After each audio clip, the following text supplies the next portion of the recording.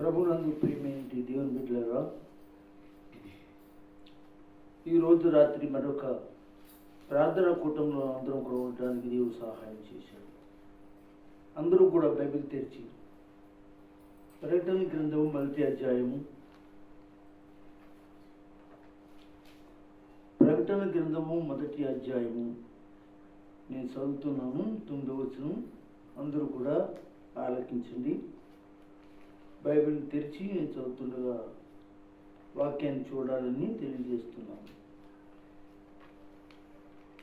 మీ సహోదరుడును యేసుని బట్టి కలుగు శ్రమలలోను రాజ్యములోను సాహనములోను పాలువాడినైన యోహానును నేను దేవుని వాక్యము నిమిత్తము యేసును గూర్చిన సాక్ష్యము నిమిత్తము పద్మసు దీపమందు పరవాసునైతిని. ఈ సమయంలో ఈ ప్రకటన గ్రంథం అనేది ప్రవచన గ్రంథం. ఇందులో అనేకమైన విషయాలు జరిగినవి, జరుగుతున్నవి, జరగబోయినవి కూడా దేవుడు రాయించి ఉంచిన గ్రంథము ప్రకటన గ్రంథము. ఇక్కడ యేసు క్రీస్తు ప్రభుల వారి యొక్క శిష్యుడైన యోహాను, అపోస్తులలో ఒకడైన యోహాను అనబడిన వాడు, అతనికి కలిగినటి అనగా దర్శన గ్రంథం అన్నమాట. పద్మసు దీపమందు అతన్ని పరవాసిగా లేక శరవాసిగా తీసుకెళ్ళిపోయి అక్కడ పాడేశారు. అక్కడ ఉంటూ ఉన్నప్పుడు ఒక రోజున ప్రభు ఆయనతో మాట్లాడి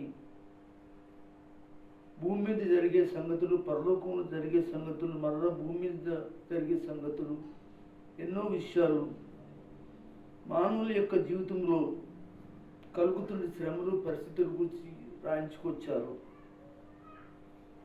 ఈ గ్రంథము సమస్త సంఘాలకి, ప్రపంచ దేశంలో ఉన్నటి ప్రతి ఒక్కరికి చాలా ప్రాముఖ్యమైన గ్రంథము ఈ గ్రంథము. అయితే ఈ గ్రంథంలో మొదటి అధ్యాయంలో 9వ వచనంలో రాస్తూ ఉన్నాడు, మీ సహోదరుడును అంటున్నాడు. అక్కడ కొంతమంది దైవ పిల్లలతో మాట్లాడుతూ ఉన్నట్లుగా నేను మీ సహోదరుని అంటున్నాడు. యేసుని బట్టి కలుగు శ్రమలు అని కనపడుతున్నాయి. ఎవరిని బట్టి శ్రమలు? అతనికి యేసుని బట్టి శ్రమలు. మనం ఈ రోజున సంఘంలో కొన్ని సంగతులు, శ్రమలను గురించి మనము మాట్లాడుకోవటం జరుగుద్ది కూడా. అయితే దేవుని బిడ్డలారా, సంఘము అనబడినటి క్రైస్తవ ప్రజలు యేసుని బట్టి శ్రమలు అనుభవిస్తారని, వాళ్ళకి ఆ శ్రమలు కలుగుతుందని ఈ భక్తుడైన యోహాను ద్వారా మనకి అర్థమవుతున్నటి పరిస్థితి. యేసుని బట్టి కలుగు శ్రమలలోను ఇందుకు దైవ పిల్లలకి, క్రైస్తవులకు శ్రమలు అంటే యేసుని బట్టి. యేసు ఈ లోకము ఒప్పుకోలేదు, యేసును తుణీకరించింది, యేసును సిలువేసింది, యేసును ఈ లోకం అసహించుకుంది. ఈ లోకమంతా కూడా యేసును శ్రమల పాలే చేశారు. అయితే తన సంఘము అనబడిన విశ్వాసులకి కూడా శ్రమలు అనేవి తప్పనిసరి. ప్రభువును నమ్మితే శ్రమలు వస్తే ఇంకెందుకు మనం యేసు ప్రభు నమ్ముకుంటాం అని అనుకుంటున్నారే మీరు. అయితే నా అంశం ఏంటంటే, శ్రమల తర్వాత ఆశీర్వాదాలు అనేవి మనకి కనబడతాయి. శ్రమలే కనబడతాయి, కానీ ఆ శ్రమలలో దాగి ఉన్నది ఒక ఆశీర్వాదం. అది ఎప్పుడంటే శ్రమల తర్వాత నీకు అది నీ కంటికి కనబడుతుంది, నీకు ఆలోచింపజేస్తుంది. ఆ యొక్క శ్రమ వలన ఆశీర్వాదం అనేది.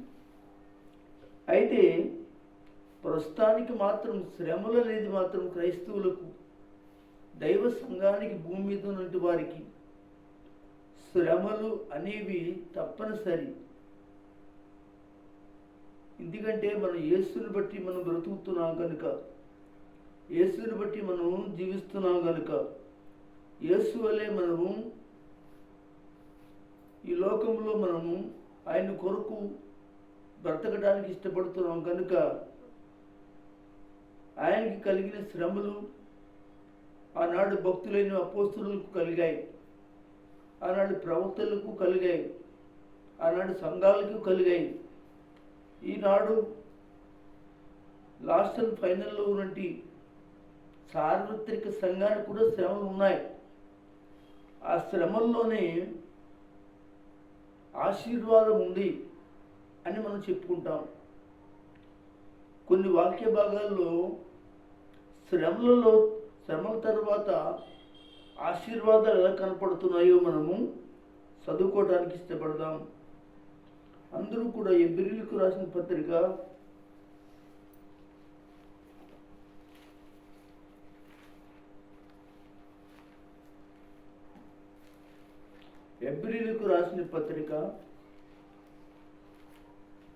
2వ అధ్యాయము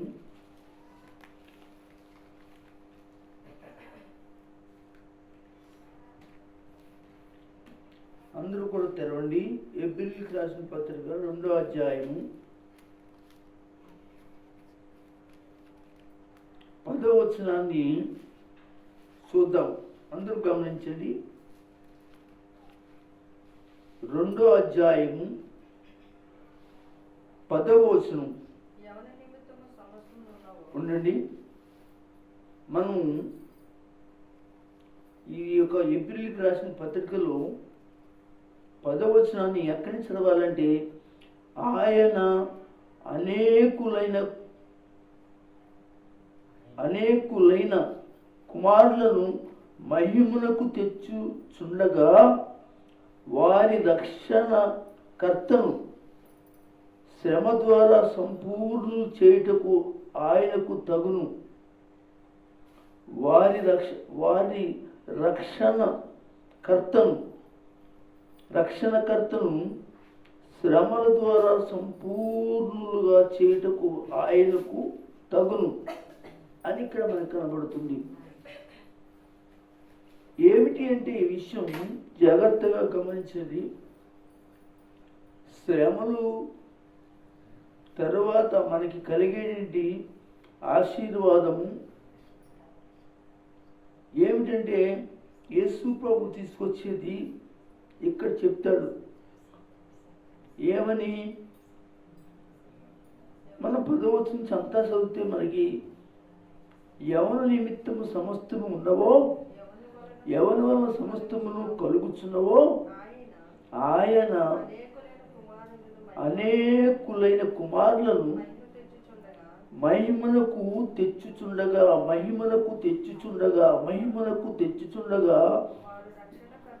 అది ఎవరినైతే మహిమలకు తెస్తున్నాడో వారి రక్షకుడని యేసు క్రీస్తు శ్రమ పొందాడని, ఆ శ్రమ పొందటం వలన అనగా ఎవరైతే రక్షణకు అనగా ఇక్కడ మహిమలకు సిద్ధపడుతున్నారు, వారిని సంపూర్ణంగా చేటుకు ఆయన ఒక్కడికే తగును అని చెప్తున్నాడు. అంటే ఇక్కడ మనం గమనించాలి, యేసు ప్రభువారు శ్రమ పొందాడు. యేసు ప్రభు వారు శ్రమ నొందాడు. అయితే శ్రమ పొందినప్పుడు జరిగిన విషయం ఏంటంటే, ఎందుకు ఆయన శ్రమ పొందాడు అనంటే, అనేక మంది కుమారులను మహిమలోనికి తీసుకురావటం కొరకై ఆయన శ్రమ పొందాడు. ఆయన శ్రమ పొందకపోతే ఈ రోజున లోకానికి రక్షణ లేదు. ఆ రక్షణ ద్వారా మానవులు ఎవరూ కూడా దేవుని మహిమలోనికి చేరలేరు. అంటే ఇక్కడ మనకి ఏమర్థమవుతుంది? శ్రమల ద్వారా ఆశీర్వాదం కలుగుతుంది. యేసు శ్రమ పొందటం వలన మనకేం కలుగుతుంది అంటే, మనం సంపూర్ణులుగా చేయబడుతున్నాం, పరిపూర్ణులుగా చేయబడుతున్నాం, దేవుని మహిమలోనికి చేర్చబడుతున్నాం. ఎంత గొప్ప భాగ్యము! దేవుని బిడ్డలారా, మట్టి పురుగులమైన మనము, మట్టివారమైన మనము, ఇందుకు పనికిరాని వారైన మనము, మహిమ దేహాలు దేవుడు మరలా యేసు క్రీస్తు అనగా ఆయన ద్వారా మనకి కలుగుతూ ఉన్నట్టు శ్రమల ద్వారా మనకి ఏం కలుగుతుందంటే మహిమ కలుగుతుంది. సంపూర్ణులుగా దేవుని రాజ్యంలో ఉండగలుగుతున్నాం అని చెప్పబడుతుంది. అంటే శ్రమల తర్వాత ఈ లోకంలో మనకి కలిగేది ఏంటంటే, కొంతవరకు మనం ఓర్చుకుంటే, మనం జాగ్రత్త పడితే ఆ శ్రమల ద్వారా మనకు కలిగేది ఏమిటి అంటే, దేవుని బిడ్డలారా, ఆశీర్వాదం. ఏంటి ఆశీర్వాదం అంటే, మనం సంపూర్ణులుగా మనం చేయబడతాం. ఆయన సన్నిధిలో పరలోకమందు ఆయనతో మన మహిమలో ఉంటాము అనే విషయాన్ని దేవుడు మనకి బయలుపరుస్తున్నాడు. అయితే మరొక మాట మనం పేతురు పత్రికలో చదువుకుందాం. మరొక మాట, మొదటి పేతురు పత్రిక 1వ అధ్యాయం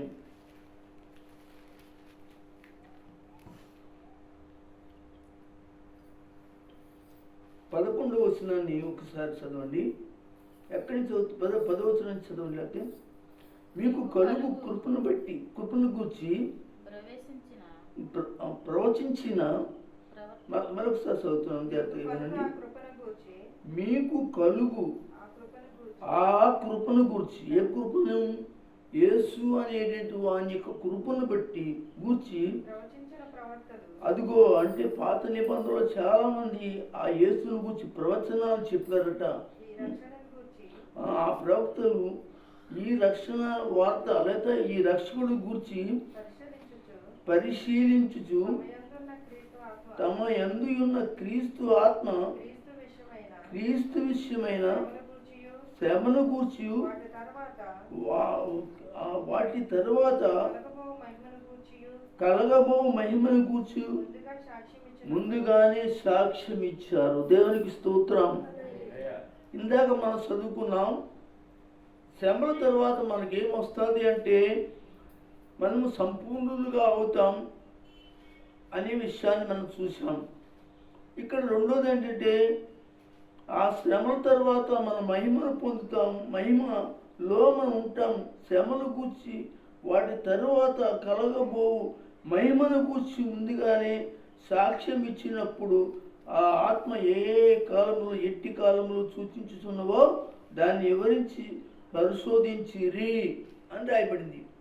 కనుక ఈ సమయంలో మనము ఈ లోకంలో శ్రమలు అవి నిలకడమైనవి కాదు, కానీ ఆ తర్వాత ఈ శ్రమలు యేసుని బట్టి మనం ఉంటే ఇదిగో మన మహిమలో చేర్చబడతామని, మహిమ కలిగిన వారిగా ఉంటామని, మహిమను పొందుతామని ఈ యొక్క ఆశీర్వాదాన్ని గురించి చెప్తున్నాను.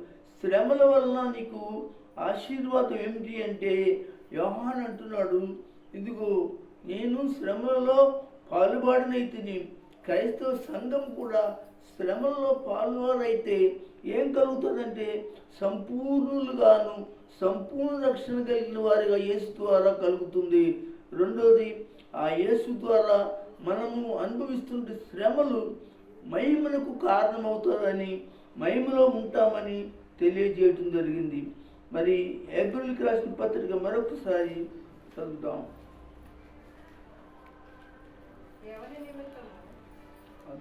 5వ అధ్యాయం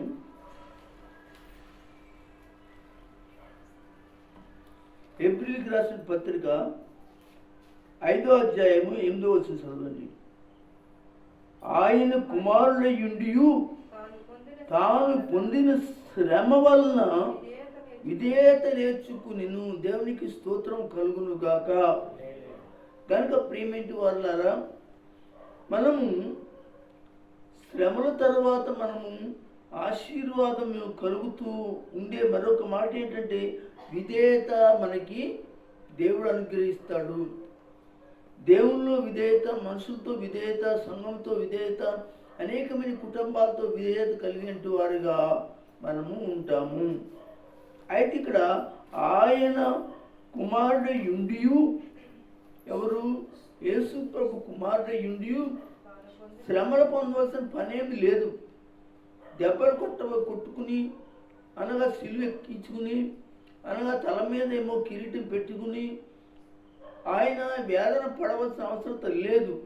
కానీ ఎందుకంటే ఆయన తండ్రికి ఎలాగ విధేయత చూపించాడంటే ఆ శ్రమ ద్వారా, అదే మనకి నేర్పించడానికి దేవుడు ఒక విధేయత కలిగిన వారిగా ఉండటానికి, అనగా మరొక ఆశీర్వాదం ఏమిటి అంటే విధేయత కలిగి ఉండటమే ఆశీర్వాదము శ్రమల వల్ల మనకి కలుగుతుంది. ఇంకా కొంచెం ముందుకి వెళితే ఏముందో తెలుసు. రోమీయులకు రాసిన పత్రిక చదువుదాం.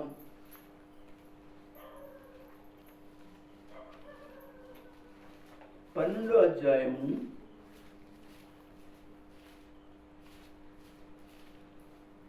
13వ వచనం చదవండి. పరిశుద్ధుల అవసరాలలో పాలు పొందుచు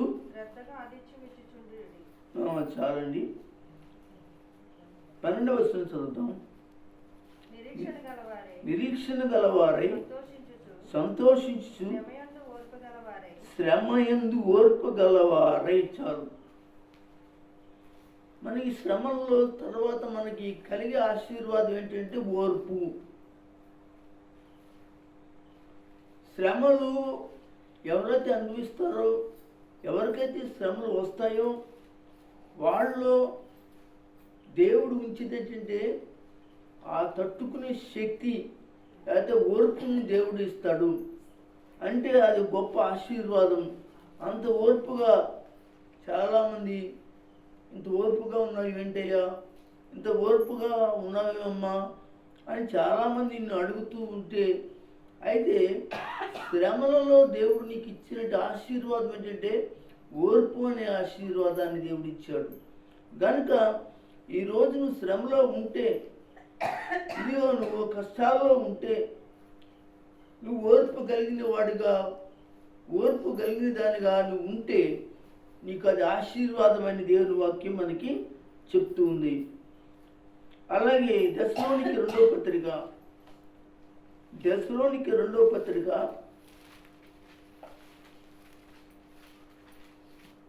ఏప్రిల్కి ముందు ఉంటుందండి, తిమోతికి ముందు ఉంటుంది.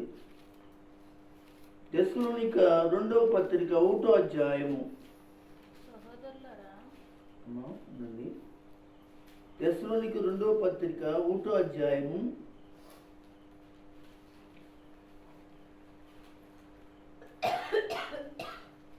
8వ వచనాన్ని చదవండి.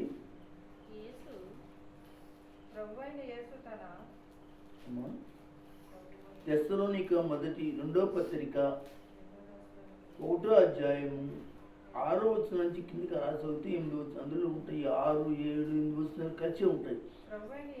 ప్రభువైన యేసు తన ప్రభావమును కనపరుచు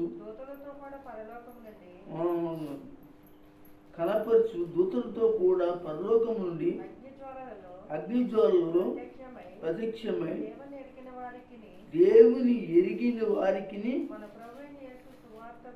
మన ప్రభువైన యేసు సువార్తకు లోబడిన వారికి ప్రతిదండన చేయనప్పుడు మిమ్మల్ని శ్రమపరిచిన వారికి శ్రమయు శ్రమ పొందుచున్న మీకు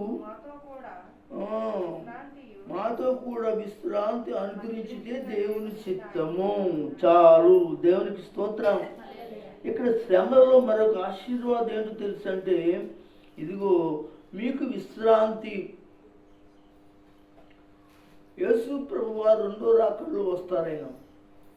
భూమి మీద శ్రమ పొందుతున్నట్టు వాళ్ళు భూమి మీద ఎలాగా శ్రమ పొందుతూ ఉంటారు. చాలామంది ప్రార్థన చేసుకుంటుంటే, వాక్యం చదువుకుంటుంటే, గుడికి వెళ్తుంటుంటే, దేవుని కార్యాలు సాక్ష్యం చెప్తూ ఉంటుంటే, ఇలాగ అక్కడక్కడికి కూడా సువార్త మీటింగ్లు జరుగుతుంటుంటే సేవకుల్ని సంఘాలు హింసించడం ప్రారంభిస్తారండి.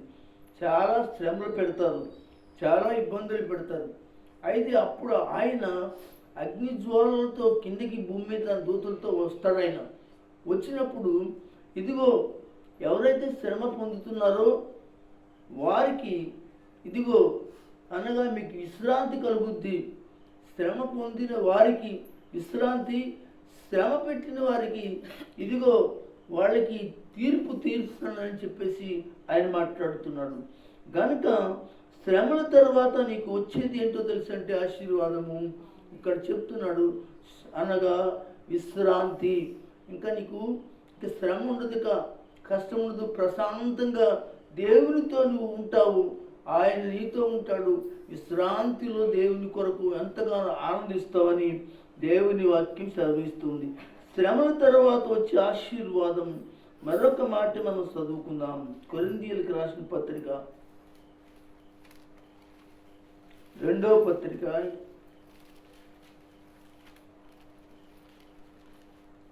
8వ అధ్యాయము 2 కొరింథీయులకు రాసిన పత్రిక 8వ అధ్యాయము 2వ వచనం చదవండి. ఎలయనగా వారు బహు శ్రమల వల్ల పరీక్షింపబడుచుండగా అత్యధికంగా మీ సంతోషించిరి. దేవునికి స్తోత్రం, హల్లెలూయా. ఇక్కడ అంటున్నాడు, ఎలయనగా వారు బహు శ్రమల వలన పరీక్షింపబడుచుండగా. అయితే శ్రమలు పొందిన వారు భూమి మీద ఉంటారు. వాళ్ళు ఏం చేయబడుతున్నారంటే సంతోషిస్తూ ఉన్నారట. మరియు వారు నిరుపేదైన వారిని దాతృత్వము బహుగా విస్తరించును. ఇక్కడ కనబడుతున్నటి మాట దేవుని బిడ్డలారా, ఇక్కడ శ్రమలలో నువ్వు సంతోషిస్తావు, శ్రమల్లో నీకు ఆనందం కలుగుద్ది. నువ్వు ఎప్పుడైతే శ్రమల్లో యేసుక్రీస్తు నిమిత్తమై నువ్వు ఇష్టపడి సిద్ధపడి ఆయన నామాన్ని గణపరిచి నిలబడతావో అప్పుడు నీకు సంతోషం శ్రమల వల్ల మాత్రమే నీకు కలుగుతుందని దేవుని వాక్యం సెలవిస్తుంది. ఇంకా కొంచెం ముందుకు వెళితే యాకోబు రాసిన పత్రికలో కూడా చదువుదాం మరొక మాట. యాకోబు రాసిన పత్రిక 5వ అధ్యాయము, యాకోబు రాసిన పత్రిక 5వ అధ్యాయము 10వ వచనాన్ని చదవండి. నా సహోదరులారా ప్రభునామమును బోధించిన ప్రవక్తలను ఇదిగో శ్రమ అనుభవించారట, ఓపికను మాదిరిగా పెట్టుకునేది. అంటే ఇక్కడ మనం ఎలాగంటే శ్రమ అనుభవంలో మనం ఓర్పు కలిగి ఉంటే ఒక మాదిరిగా ఉండాలని ఆనాడు ప్రవక్తులైన వారు, యేసు అనేవారు, ఆనాడు అపోస్తులు, ఆనాడు సేవకులు ఎవరైతే ఉన్నారో వాళ్ళందరూ కూడా దేవుని స్వార్థ నిమిత్తము, వాక్యం నిమిత్తము ప్రార్థనలు చేసినప్పుడు అనేక మంది ద్వారా శ్రమలు అనుభవించబడిన వారుగా వారు ఉన్నారు. వారు కష్టాలు అనుభవించబడ్డారు. వ్యాధులు, బాధలు, బలహీనతలు, శోధనలు ఎన్నో వాళ్ళందరికీ కలిగాయి. చాలా ఓర్పు కలిగినట్టు వారుగా ఆ ఓర్పుకి వాళ్ళు చాలా మాదిరిగా ఉన్నారని వాళ్ళందరూ మీ ఎదుట కనబడినప్పుడు ఎవరు వాళ్ళంటే ఇది ఇక్కడ చెప్తాడు 11వ వచనంలో. కదా ఆయన ఎంతో జాలియు కనికరమును గలవాడినై మీరు తెలుసుకొనుచున్నారు. అదే ఇక్కడ అంటున్నాడు, మీకు మాదిరిగా పెట్టుచున్నాను అంటే ఎవరు చూపిస్తున్నాడు ఇక్కడ? యోబును, ఆదామును, ఇంకా లేకపోతే అబ్రహామును, ఇసాకును, యాకోబును, ఇంకా ప్రవక్తలను, ఏలియాను, ఎలీషాను, ఇలాగ ఎంతోమంది ప్రవక్తలు శ్రమలు పొందారు. అయితే వారికి మాదిరిగా మీకు పెట్టాను, వాళ్ళని చదువుకోండి. వాళ్ళని బట్టి మీరు ఏం చేస్తారంటే మీరు ఓపికగా ఉండండి, అది మీకు ఆశీర్వాదము అని మాట్లాడుతున్నాడు దేవుడు. దేవునికి స్తోత్రం చెప్పండి. దేవుడి చేతుల పైకెత్తి హల్లెలూయా. మనం రోమీయులకు రాసిన పత్రికలో మరొకసారి వద్దాం.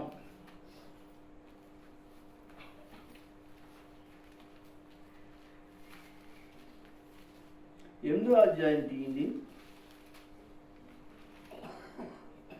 8వ అధ్యాయం తీయండి.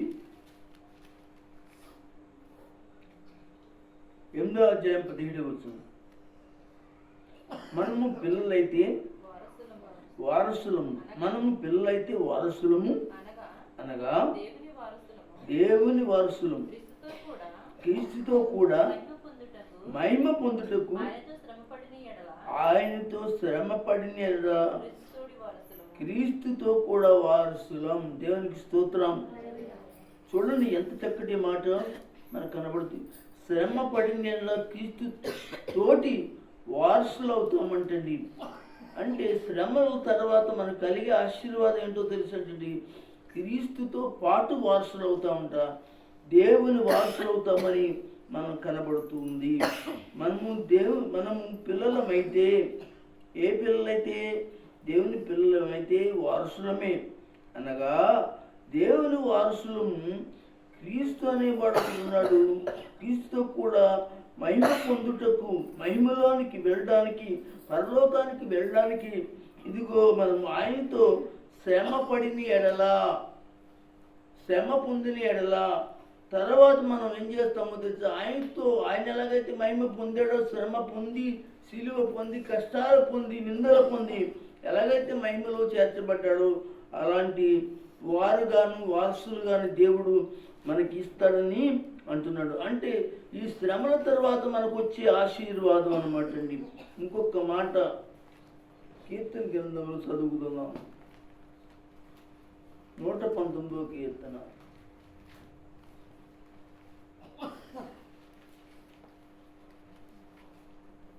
119వ కీర్తన 71వ వచనం చదవండి.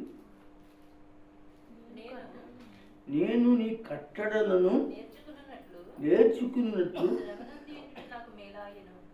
శ్రమ ముందుట నాకు మేలాయను. దేవుని వాక్యము వినటంలో ఇసుకుపోకుండా, దేవుని వాక్యమును చెప్పినప్పుడు దాన్ని స్వీకరించి ఆ కట్టడలను, విధులను మనం చేస్తూ ఉంటే మనకు కలిగే ఆశీర్వాదం ఏమిటి అంటే ఇక్కడ చెప్తున్నాడు, నాకు శ్రమలో వచ్చిన, కష్టాలు వచ్చిన అవి మేలే అంటున్నాడు ఇక్కడ. కనుక శ్రమల తర్వాత ఆశీర్వాదాలు మనకి కనబడుతున్నవి. ఏమిటి అంటే సంపూర్ణంగా చేయబడతాం, మహిమలోనికి వెళ్తాం, దేవునికి విధేయులవుతాం, అనగా మనకు ఓర్పు కలిగి ఉంటాం, విశ్రాంతిని మనకి దేవుడు అనుగ్రహిస్తాడు. శ్రమల వలన సంతోషం కలుగుతుంది, ఓర్పు కలిగి మాదిరిగా దేవుని సన్నిధిలో మనం బ్రతుకుతాం. క్రీస్తు లేదా యేసుకు వారసులుగా మనం ఉంటాం. మనకి ఆ శ్రమ వలన మనకి మేలే తప్ప కీడు జరగదని మనకి కనబడుతుంది. వీటిలో మనకేం కనబడుతుందంటే శ్రమల తర్వాత ఆశీర్వాదములు కలుగుతాయని ప్రభు చెప్తున్నాడు. కనుక శ్రమలు సంఘం సహనం చేత, ఓపిక చేత భరించి ఆయన రాకడ కొరకు సిద్ధపడితే మనకు అన్నీ మేలే తప్ప, అన్ని ఆశీర్వాదాలు తప్ప మనం రక్షణకరంగా పరలోకంలో ఉంటాం కనుక ఈ లోకంలో ప్రతి శ్రమను కూడా తట్టుకోవడానికి దేవుని సన్నిధిలో ప్రార్థించి ఆయన రాకడ కొరకు సిద్ధపడాలని యేసుక్రీస్తు నామమున మీ అందరికీ తెలియజేస్తూ ఈ నా మాటలు ముగిస్తున్నాను. దేవుడు మిమ్మల్ని ఆశీర్వదించి దీవించును గాక. ఆమేన్.